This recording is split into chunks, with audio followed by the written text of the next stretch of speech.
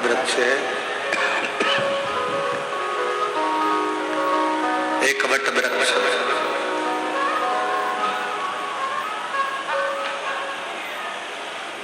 यदि मान लो अगर कोई संपदा की कमी हो भी जाती है, कर्जा बहुत मात्रा में बढ़ भी जाता है, तो इन 3 वृक्ष के नीचे बैठकर शिव की आराधना करने से और अपनी मेहनत को 4 गुना बढ़ाकर करने से, परिश्रम करने से धन की मात्रा बढ़ना प्रारंभ हो जाती है, संपदा बढ़ना प्रारंभ।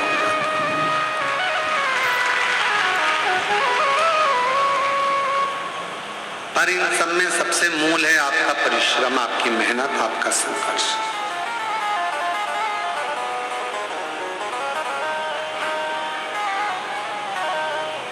अपना कर्म।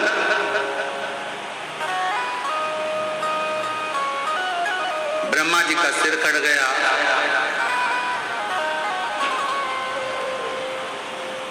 एक शीश चला गया,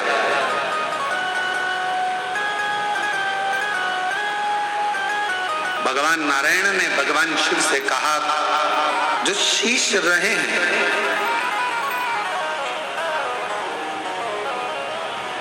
चार शीश जो रह गए हैं, वो 4 शीश कभी जिंदगी में कोई उसे काट ना पाए,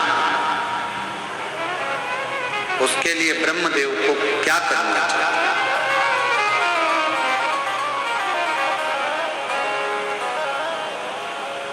तब स्वयं भगवान शंकर ने कहा, ब्रह्मा के मस्तक पर शिव त्रिपुंड लगे, 27 देवता जो त्रिपुंड की 3 लाइनों में,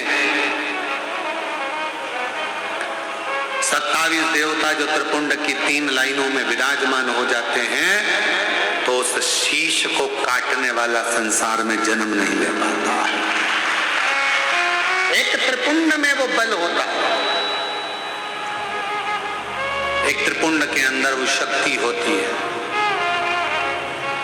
और फिर निवेदन करें, जितने भी माताएं यहाँ कथा सुन रही हैं, जितने भाई शिव महापुराण की कथा में आए हैं, जितने जीजा जीजियां यहाँ आए हैं, बच्चे बेटा बेटी, मेरे बुजुर्ग माता पिता यहाँ आए हैं, या जितने भी शिव भक्त इस कथा को आस्था चैनल के माध्यम से, फेसबुक यूट्यूब के माध्यम से अगर श्रवण कर रहे हैं, तो निवेदन करूं कि शिव मंदिर का चढ़ा हुआ मात्र जल भी अगर आपके मस्तक पर सिंचन हो जाता है, या उस शंकर भगवान के चढ़े हुए जल का हम आचमन मात्र कर लेते हैं, तो हमारे शरीर की सारी इंद्रियों को वो जल साफ कर चलता है।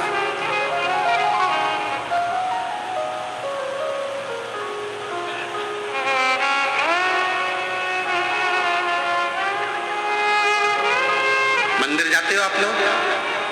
जम के तो बोलो, जल चढ़ाते हो रोज? बहुत बढ़िया।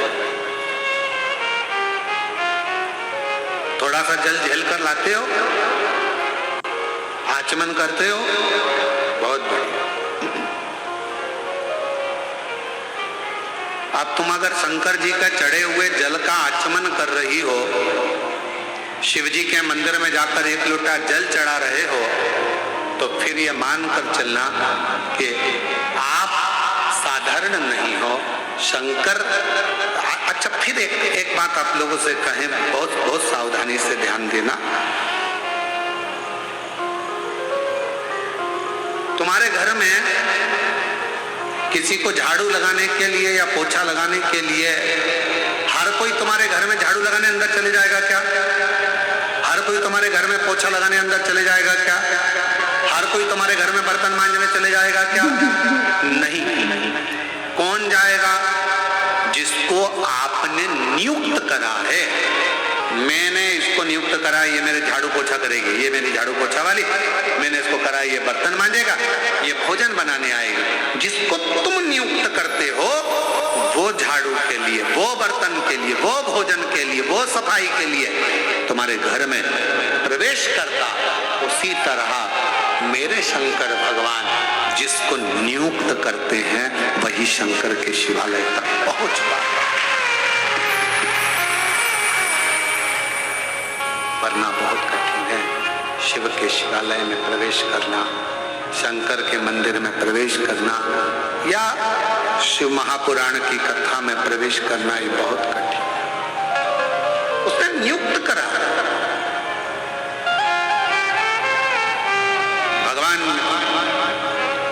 देवादिदेव महादेव ने कहा भगवान नारायण से कि ब्रह्मा जी के मस्तक पर त्रिपुंड लगा दो, जो 4 मुख बचे हैं उसमें त्रिपुंड लगाया।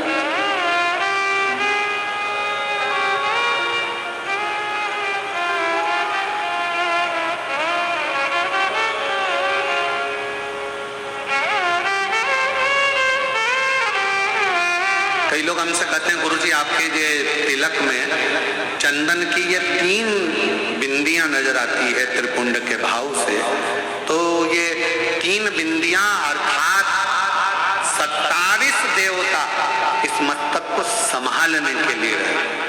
27